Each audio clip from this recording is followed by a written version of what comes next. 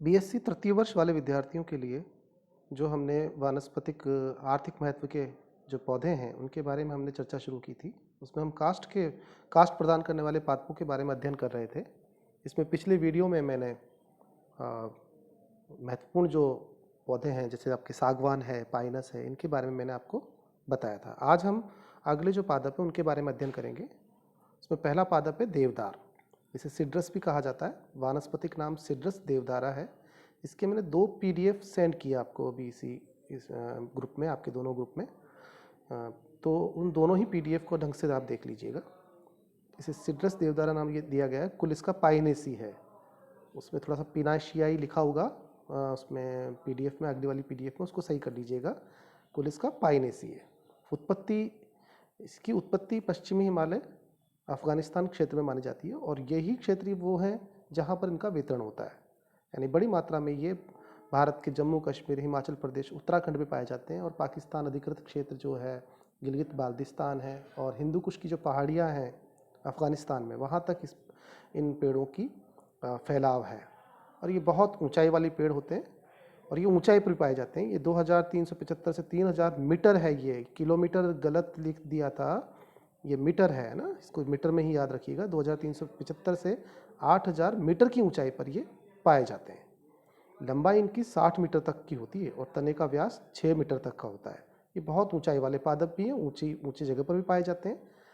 तो निश्चित है शीतोष्ण कटिबंधीय क्षेत्रों में पाए जाएंगे तो वहाँ पर बर्फ़ का भी जो बर्फ़ जो गिरती है उसके कारण पौधों का में जो एक विशेषता पाई जाती है कि शंकु आकार के हो जाते हैं पौधे। इससे बर्फ़ जो गिरती है वो ठहरती नहीं है और पौधों को, वृक्ष को नुकसान नहीं पहुंचता है। इसकी कास्ट के गुण है कि इसमें अंतःकाष्ठ और रसकाष्ठ में स्पष्ट विभाजन पाया जाता है। ये एक इम्पॉर्टेंट बात है। अंतःकाष्ठ गहरे रंग की होती है, चिरस्थायी होती है और उत्तम किस्म की होती है, सघन होती है बहुत, और कवक व दीमक प्रतिरोधी भी होती है। ये भी एक इम्पॉर्टेंट बात है। दरअसल जब इसकी बाहरी जो कास्ट है जो नरम होती है बाहरी कास्ट, अंतःकाष्ठ सॉफ्ट मजबूत होती है। तो जो बाहरी कास्ट है वो उससे रेजिन और तेल की अधिकता होती है उसमें, अतः उससे तीव्र गंध आती है और यही कारण है कि उसमें कवक और दीमक नहीं लगते हैं। इसकी जो लकड़ी होती है उसमें कवक और दीमक का नुकसान नहीं होता है, इसलिए इसे सर्वाधिक मजबूत और ड्यूरेबल लकड़ी भी माना जाता है। ज़्यादातर पुलों के निर्माण के लिए या आपके कोई मजबूत कोई इमारत तैयार कर रहे हैं उसके लिए, या आपके उदाहरण के लिए मान लीजिए आप रेलवे के स्वीपर बना रहे हैं तो उसमें ये लकड़ियाँ बहुत काम आती है, देवदार, सिड्रस। बाकी तो इमारती लकड़ी है, फर्नीचर वगैरह बनाने में भी इसका काफ़ी इस्तेमाल किया जाता है। हम अगले पौधे के बारे में बात करेंगे। इसका भी मैंने एक और पीडीएफ सेंड किया है आपके ग्रुप में, उसको वहाँ से भी पढ़ लीजिएगा।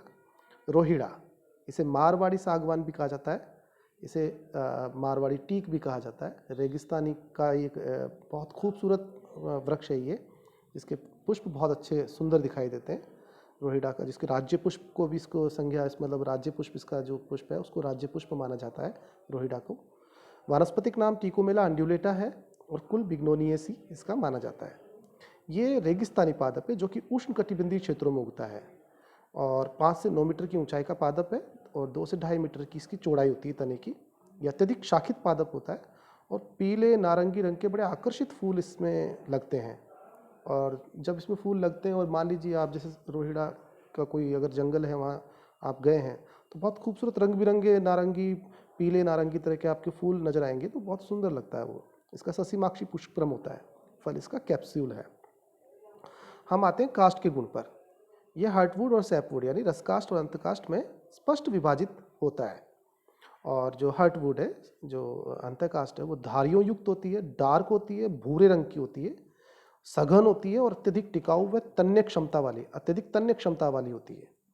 मरुस्थलीय प्रदेशों में आर्द्रता की कमी होती है, ये तो आपको पता ही है, और आर्द्रता की कमी के कारण ये इसकी जो अंतःकाष्ठ होती है वो अत्यधिक संघनित हो जाती है और मजबूत हो जाती है और यही इसकी मजबूती का कारण भी है।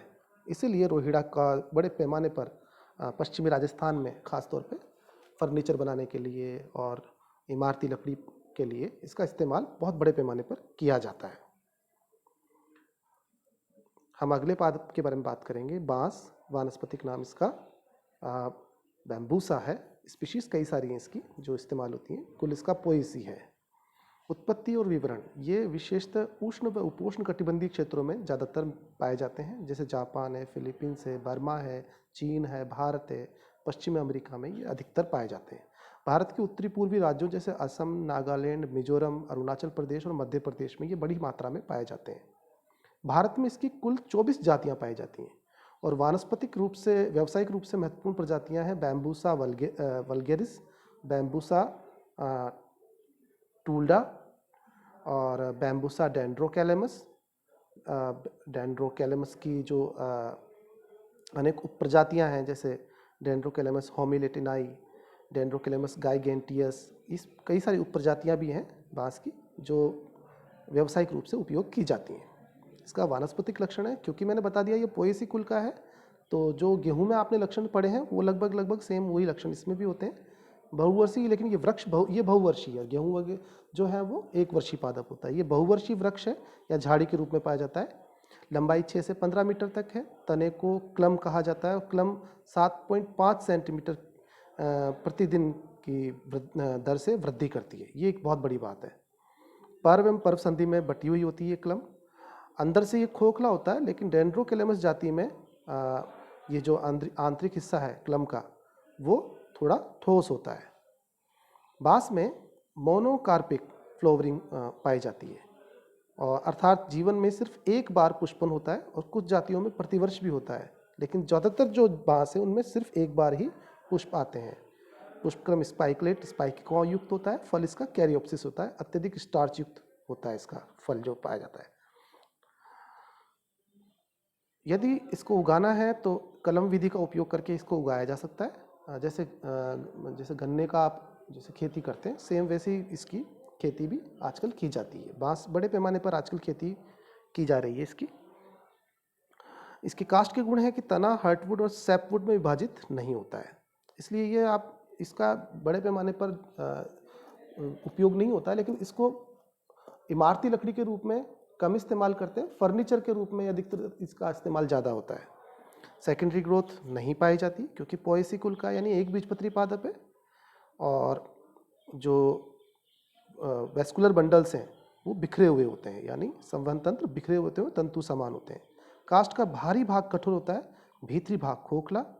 वह कुछ स्पीशीज में कठोर होता है, मैंने आपको बताया था पहले भी।